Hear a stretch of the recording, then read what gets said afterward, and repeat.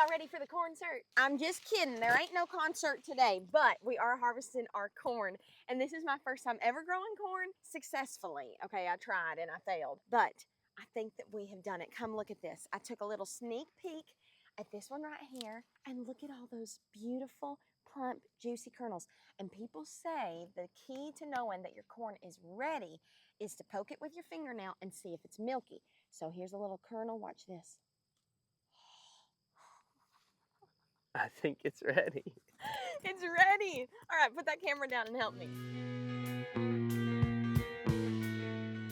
Okay, tell me how to do it. I don't know how to do it. This is my first time doing it. I think you just pull down and twist and pull up. Well, that is so fun. Okay, and we'll just put it in the bucket. Okay. How many are on each one? But like that one's small, so that's probably either not ready or we're just gonna leave it. If I there's think one, leave it. Will it still grow if we pull off a different one? I'm not sure. But there are some small ones that I don't think got pollinated fully, and I think that's why they're small. But then there's some really good sized ones too. So we planted our corn about, what, like 80 days ago, 90 days ago? Yeah, probably 80 days ago. So we planted our corn about 80 days ago, and we have been waiting, not very patiently. We've been very excited to get out here and to harvest it because we've actually seen it grow this time. We tried corn before and it was a total fail. We didn't weed it well, and I think maybe that's what we did wrong. But I followed the instructions on the seed packet and tried to weed it as much as I could. You probably saw there's still a bunch of weeds down here. But we did weed it when it was young, and I think that that made a big difference. And so we didn't wait the full amount of time that the seed packet said to wait because I started coming out here and looking at it, and the silks, I think is what they're called, were totally dried up.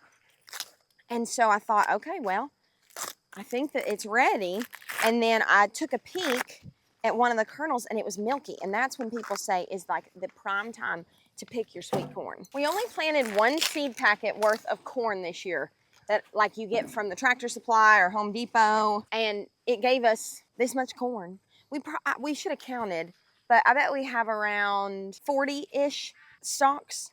And it seems like there's at least one ear that's like really good and ready on each stalk. You probably are supposed to have more than one ear of corn per stalk, but ours are not in the perfect condition because we travel all the time. But hopefully this is an encouragement to you that if we can do this with a crazy busy schedule, you can too. This is fun. I've never harvested corn before. I know, it's really fun. We're gonna do our research so we know that we're doing the preserving part correctly. Yes. But make sure to stay to the end of the video because we're gonna preserve it for the first time as well. And if you see us do anything wrong in this video and your experience, leave a comment down below and let us know what we should do different next time. Now that we're successful farmers, Oh my gosh, we're probably gonna do a lot more corn next year, I bet. Well, we'll see how this turns out. Don't speak too soon because we could always open this up and it be half bad. You know, you don't know. But I will say, if it goes well, we do love corn as much as we love green beans. And y'all know we've grown a ton of green beans this year. So if it goes well, I do think next year I'd like to do like the whole back of the garden just in corn. Yeah, I need to start being more like systematic behind like what I'm harvesting because I don't know what we've harvested and what we haven't. I think we've pretty much harvested this whole side. We're gonna finish harvesting this up and then we'll show you what we got and how we're gonna preserve it. This will make a tough girl out of me. Now, folks have all kinds of different ways that they say is the best way to shuck corn. And I'm sure that there are better ways than what we are doing this morning. But we don't have any fancy tools or any type of system in place. Like we don't own anything, you know, make this go super quick. We did see online that some people say you can microwave the corn and it'll pull the husk and the strings off and stuff, but the husks are coming off pretty easily.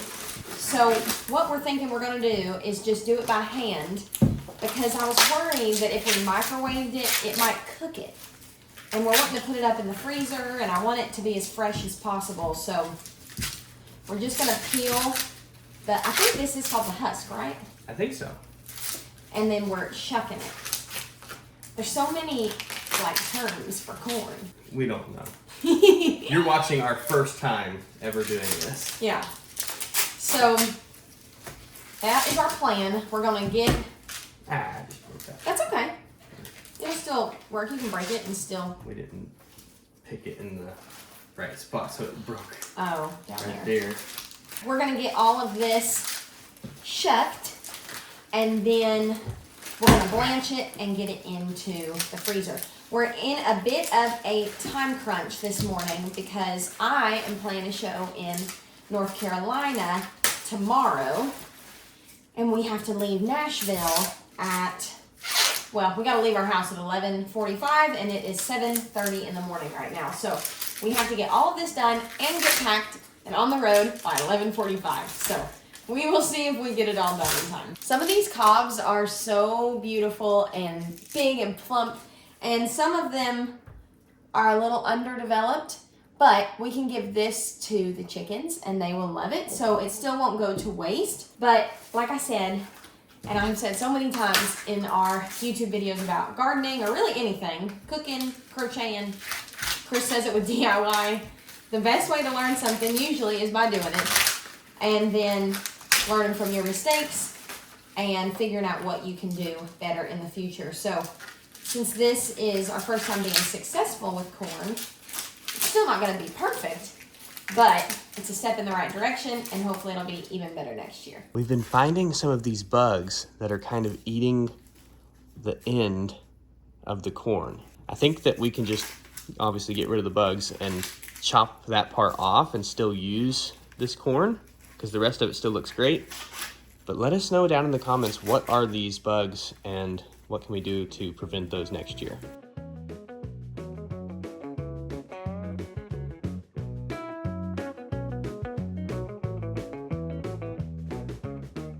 Okay, so we got it all shucked, and we have 40 really great ears of corn, which is amazing to think about because we paid about $1.79, so like $2 for one seed packet, and it got us 40 ears of corn and some treats for our chickens too. We have 15 little ears that are a little underdeveloped, but our chickens will love that. So we're gonna give this to the girls, and then we are going to work on blanching and freezing the rest of this corn. Now, we had some people tell us that they just put this whole thing, just like this, in a brown paper bag in the freezer. And then they, I guess, pull it out, let it thaw, and eat it like that. And so we're gonna do a little experiment so that we can know which method we like best. But we're going to freeze these whole. We have 4 ears that we're gonna freeze whole, and then we have the rest of these that we will cut off the cob and put in vacuum sealed bags and have ready to go in the freezer as well. And then that'll just help us know what our options are for when we grow corn next year. The big thing that we need to figure out now is how to get the rest of these little hairs off. I'm gonna try to use a toothbrush, I think. Yeah, I think that if you gently maybe toothbrush it. They make like brushes for this, but we just haven't had time to go get any. But I'm gonna start. Is it working? I'm gonna start getting some water on to boil so that we can get ready to blanch this. We've got our water boiling and the beginning of our corn all shucked and what's it called? Silked. There we go. So I'm gonna drop these cobs into this boiling water. And I've still got a bunch over at the table that I need to get silked. But this is gonna boil for 4 minutes. And then after 4 minutes, we're gonna put it into an ice bath. And this is a process called blanching. And it's gonna give us a better texture of our corn since we're freezing it. And a lot of folks, if they're freezing anything, like when we freezed our potatoes, we blanched them. Some people blanch green beans before they freeze them. Very simple little process. There we go, we'll set the timer. All right, our timer just went off, so I'm gonna get the corn transferred over into an ice bath. I need to put on the Christmas list this year for some big, huge bowls and pots. I'm using my pressure canner pot to boil all this corn because a bunch of my pots aren't big enough. Like, we wouldn't be able to put that many cobs into these pots. Well, we weren't planning to be a farmer. I know. back when we got married. If I'd have known, I would have registered for all this. But we're gonna switch these over, and then we need to let them cool down in that ice water before we cut the kernels off the cob and get them into the bags.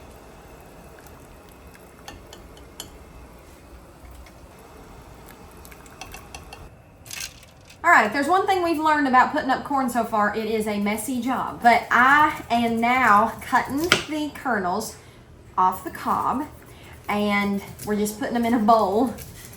Sorry, I can't do two things at once, talk and focus on getting these.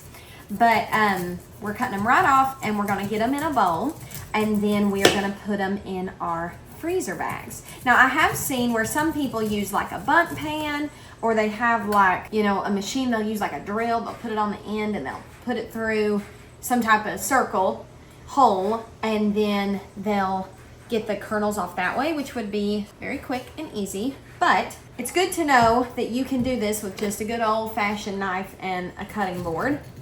And it's really coming together really quick. It's not taking as long as we thought.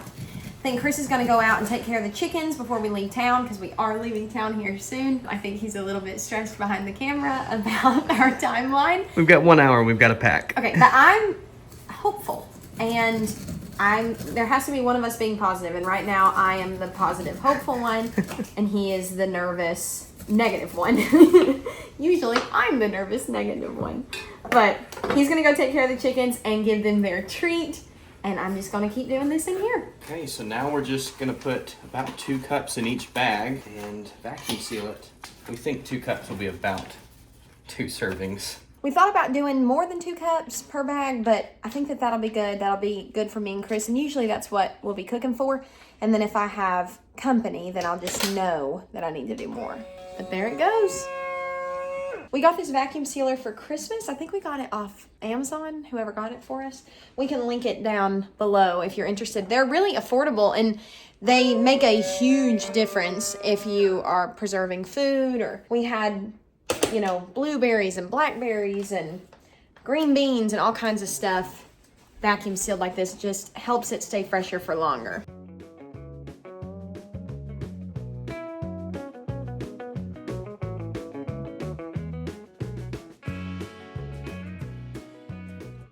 All right, and here is a look at our harvest. So we have 12 freezer bags that are ready to go into our freezer, and Chris counted there is 36 total servings, right? 32 servings. Oh, sorry, 32 servings of our corn, and we mainly did them in 2-cup like packages.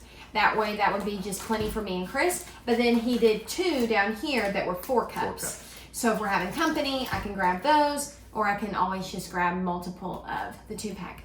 We're also gonna freeze 4 ears just like this. We heard that a lot of people do this, and we wanted to make sure that we preserved this corn in a way that we loved since we grew it. So we didn't want to do all of it like this, because this is a little bit of an experiment. We know we'll love it and eat it like this in the baggies, but we'll see how this works too. And maybe next year, if it's a lot easier, we'll just freeze it whole. Once again, we want to thank y'all for spending time out of your busy schedule with us here at the Sasser house. It means the world to us that you would spend time with us, and you were along for this whole journey from putting these seeds into the ground until now, and that's really special too. Our first corn harvest. Yes, I'm so proud of it, and I don't think it'll be our last. I'm already planning what we'll do next year in the garden. Chris is like, someone else.